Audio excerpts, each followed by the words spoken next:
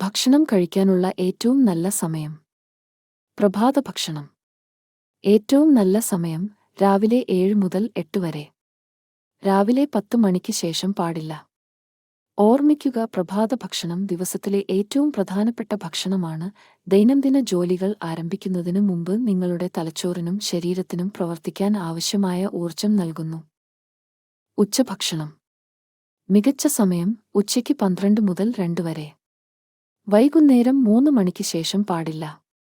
ഓർമ്മിക്കുക, രക്തത്തിലെ ഗ്ലൂക്കോസ് സ്ഥിരമായി നിലനിർത്താനും വിശപ്പ് നിയന്ത്രിക്കാനും പ്രാതലിന് ശേഷം ഏകദേശം 4 മണിക്കൂർ കഴിഞ്ഞ് ഉച്ചഭക്ഷണം അനുയോജ്യമാണ്.